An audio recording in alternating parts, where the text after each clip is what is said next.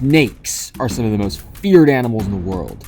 But here in the United States, it's hard to imagine any other snake group that cause more fear than one: the rattlesnakes. With the ability to grow to huge sizes and pack an extremely venomous bite, the reputation of danger these snakes have widely received might seem valid at first glance. But is everything you think you know about these rattlesnakes really true? I'm Mikey Green, and my goal is to show just how little we really know about the strange creatures living their hidden lives all around us. Today, we are looking to get face to face with one of the most infamous rattlesnake species, and the largest rattlesnake species in the world, the Eastern Diamondback.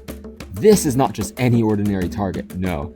This has been my personal life's biggest target for as long as I can remember searching for wildlife. Eastern Diamondbacks are one of the legends of the southeastern United States, due not only to their extremely potent venomous bite, but also to their rarity. Recently, the chances of seeing one of these snakes has gone down tremendously due to habitat destruction and unfavorable interactions with humans, and has shown in just how unsuccessful all my attempts have been.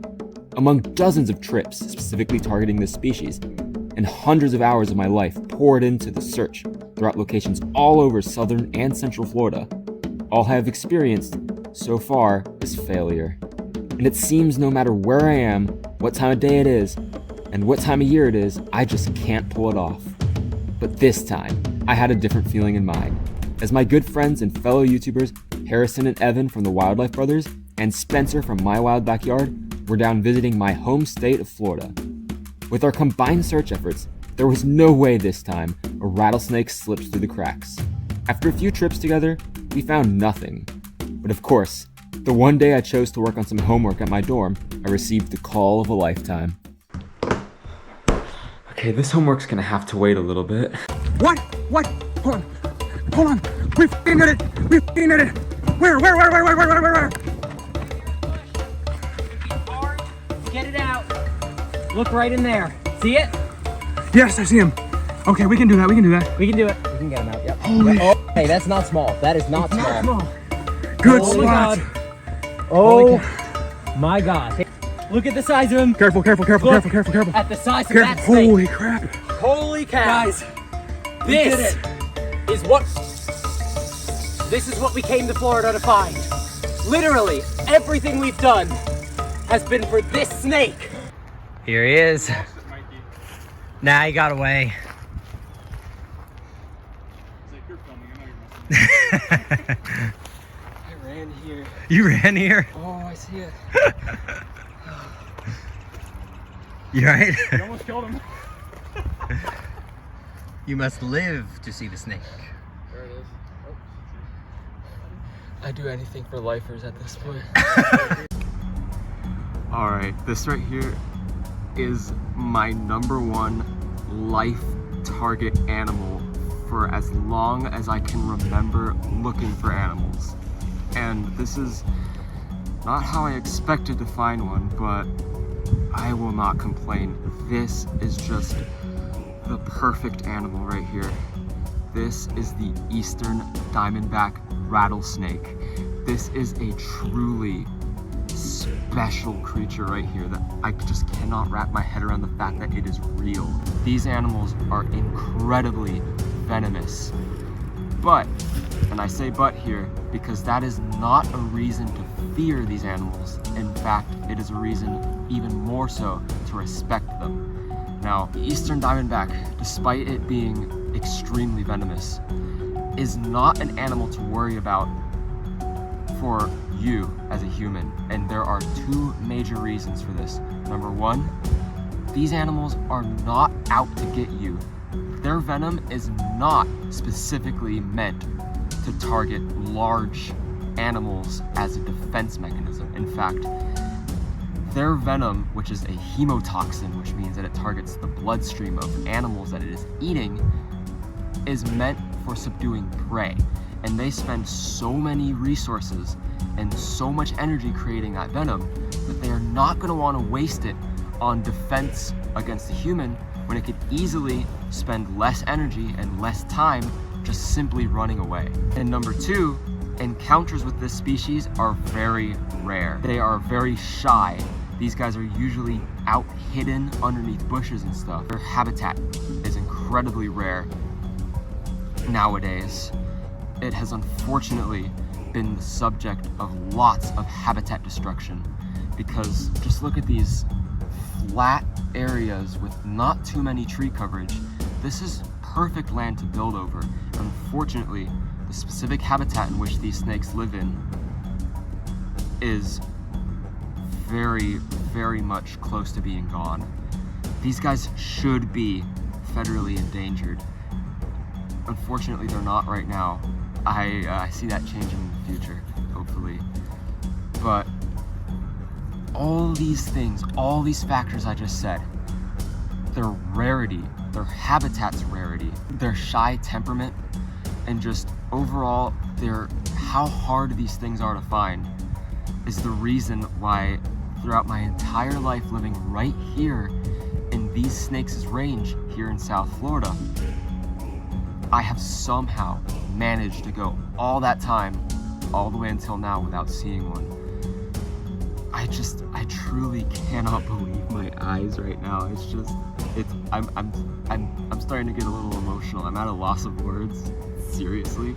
Just disbelief that this is a real snake right in front of me. It is so beautiful. I cannot get over that diamond pattern running all the way down the back. It is just such a striking pattern. Looking at it right here, it is unmistakable. Now when this snake is curled up in a ball or when it's in the leaf litter, that serves two purposes. Number one, it is camouflage. Those patterns, while it sticks out against the white sand in these more overgrown areas with more leaf litter on the ground, it looks a lot like a matrix of pine needles that's coating all over the ground. But number two, it is also known as a disruptive pattern, which means that you cannot tell that this is a snake from afar unless you really know what pattern you're looking for, because those dark blotches and pale brown stripes completely disrupt the outline of a snake. So instead of seeing one long, thin shape, you just see a bunch of geometric patterns. And for a predator that would be trying to eat a snake, like a hawk, or a large mammal like a coyote in these ecosystems, it's gonna make it much harder to see the snake when it has a pattern as bold but also hard to spot as this Eastern Diamondback Rattlesnake. Now, that we've gotten through two of the parts of this name, the Eastern being the fact that you can find them in these Florida and other Eastern United States scrub, sandhill, and flatwood habitats. The Diamondback, which is referring to that pattern on the back, but we haven't gotten to that iconic rattle. Now that, unlike the bite, is a defense mechanism. If this rattlesnake right here knows for a fact that it has been spotted despite its camouflage and despite its shy temperament, that rattle makes a very loud, noticeable, and frightening sound if you're a predator, signaling to get away. Because even though these snakes, like I said, are not something to worry about, they're still something to respect and do pack quite a toxic venom that, while they usually do not use as defense, is capable of having some pretty negative effects. Now, like I said, I'm listing off these effects of the venom and the fact that I'm kind of not willing to touch this animal. I'm still, even though a little nervous, not afraid to be around this, and I don't think anyone should be afraid of one of these animals either. They are just beautiful. As you can see, just wants to get away, just wants to go into the bushes. And actually now, around sunset-ish, when it starts getting a little bit darker, is their peak time where they're the most active, trying to look for their prey that they'd subdue with that hemotoxic venom. Mostly mammals. Smaller than you or me, of course. Poor Harrison over here. It's doing a lot of work to keep this snake in view of me when it should be nice and calm. I cannot believe, for the third time, it just feels like a dream come true. It's been almost my entire life in the making, finding this animal, and Eastern Diamondback Rattlesnake. I love it. So, I'm doing something right now that I said I wouldn't do, and that I still definitely do recommend that you watching do not do, even though this snake is not necessarily something to worry about. I didn't think I'd do this, but with the help of the people around me, I feel comfortable enough to sort of handle this rattlesnake, about as much of a handling as I'm willing to get. I may be a little nervous, but for the sake of this snake, I'm making sure that my hands are not shaking one bit. I'm nice and calm. I'm just a little tree that the snake is climbing.